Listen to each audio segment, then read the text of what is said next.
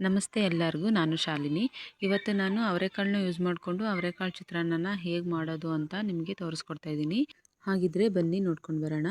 ಮೊದಲಿಗೆ 1 ಹಿಡಿ ಆಗುವಷ್ಟು ಪುದೀನ ಸೊಪ್ಪು, 4 ಚಮಚ ಆಗುವಷ್ಟು ತೆಂಗಿನಕಾಯಿ ತುರಿ, ಹಾಗೆ ಅರ್ಧ ಇಂಚು ಶುಂಠಿ, ಒಂದು 6 ಹಸಿಮೆಣಸಿನ್ಕಾಯಿ, ಕೊತ್ತಂಬರಿ ಸೊಪ್ಪು ಹಾಕಿ ನೀರು ಹಾಕ್ತಲೇ ನಾವು ರುಬ್ಬಿಟ್ಕೋಬೇಕು.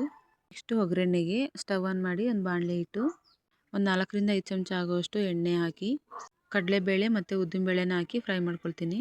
ಕಟ್ ಮಾಡಿರೋವಂಥ 3 ಈರುಳ್ಳಿನ ಹಾಕಿ ಫ್ರೈ ಮಾಡ್ಕೊಳ್ತಿದ್ದೀನಿ. ಈರುಳ್ಳಿದು ಕಲರ್ ಸ್ವಲ್ಪ ಚೇಂಜ್ ಆಗಬೇಕು, ಅಲ್ಲಿವರೆಗೂ ನಾವು ಫ್ರೈ ಮಾಡ್ಕೊಳ್ಳೋಣ. ಒಂದು ಸ್ವಲ್ಪ ಕರಿಬೇವಿನ ಸೊಪ್ಪನ್ನು ಕೂಡ ಹಾಕಿ ಫ್ರೈ ಮಾಡ್ಕೊಳ್ತೀನಿ. ಇವಾಗ ಈರುಳ್ಳಿ ಫ್ರೈ ಆಗಿದೆ. ಇದಕ್ಕೆ ಕಟ್ ಮಾಡಿರೋವಂಥ 2 ಟೊಮೊಟೊ ಕೂಡ ಹಾಕಿ ಫ್ರೈ ಮಾಡ್ಕೊಳ್ತಿದ್ದೀನಿ. ಹಾಗೆ ಒಂದು ಅರ್ಧ ಚಮಚ ಆಗುವಷ್ಟು ಅರಿಶಿನ ಪುಡಿನೂ ಹಾಕಿ ಫ್ರೈ ಮಾಡ್ಕೊಳ್ತೀನಿ. ಒಣಮೆಣಸಿನ್ಕಾಯಿ ಕೂಡ ಒಂದು 4 ಹಾಕಿದ್ದೀನಿ. ಇವಿಷ್ಟು ಫ್ರೈ ಆದಮೇಲೆ ನಾವು ಆವಾಗಲೇ ರುಬ್ಕೊಂಡಂಥ ಮಸಾಲೆನ ಹಾಕಿ, ಇದು ಹಸಿ ಅವರೆಕಾಳು ನಾನು ಮುಂಚೆನೇ ಬೇಯಿಸಿ ಇಟ್ಕೊಂಡಿದ್ದೆ, ಇವೆರಡನ್ನೂ ಹಾಕಿ ಫ್ರೈ ಮಾಡ್ಕೋಬೇಕು. ಮಸಾಲೆ ಸ್ವಲ್ಪ ಚೆನ್ನಾಗಿ ಫ್ರೈ ಮಾಡಬೇಕು, ಹಸಿ ವಾಸನೆ ಎಲ್ಲ ಹೋಗಬೇಕು, ಅಲ್ಲಿವರೆಗೂ ನಾವು ಫ್ರೈ ಮಾಡಬೇಕು, ಒಂದು 2 ರಿಂದ 3 ನಿಮಿಷ ಆಗೋವರೆಗೂ. ಹಾಗೆ ನನ್ನ ಚಾನಲ್ನ ಯಾರೆಲ್ಲ ಹೊಸ್ದಾಗಿ ನೋಡ್ತಿದ್ದೀರಾ ಪ್ಲೀಸ್ ಎಲ್ಲ ಸಬ್ಸ್ಕ್ರೈಬ್ ಮಾಡಿ, ಹಾಗೆ ಬೆಲ್ ಬಟನ್ ಕೂಡ ಕ್ಲಿಕ್ ಮಾಡಿ. ಅವರೆಕಾಳನ್ನ ಇಷ್ಟಪಡೋರು ಈ ರೀತಿ ಅವರೆಕಾಳು ಚಿತ್ರಾನ್ನ ಮಾಡ್ಕೊಂಡು ತಿನ್ಬೋದು, ತುಂಬಾ ರುಚಿ ಇರುತ್ತೆ.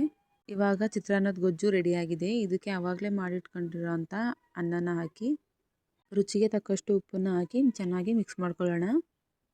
ಟೊಮೊಟೊ ಬೇಡ ಅಂತ ಅಂದರೆ ನೀವು ಲಾಸ್ಟಲ್ಲಿ ನಿಂಬೆಹಣ್ಣು ಕೂಡ ಹಿಂಡ್ಕೋಬೋದು. ಇವಾಗ ಪ್ಲೇಟ್ಗೆ ಸರ್ವ್ ಮಾಡಿ ತೋರಿಸ್ತಾ ಇದ್ದೀನಿ. ಅವರೆಕಾಳು ಸೀಸನ್ನಲ್ಲಿ ಈ ರೀತಿ ಅವರೆಕಾಳು ಚಿತ್ರಾನ್ನನ ಟ್ರೈ ಮಾಡಬೇಕು, ತುಂಬಾ ರುಚಿ ಇರುತ್ತೆ.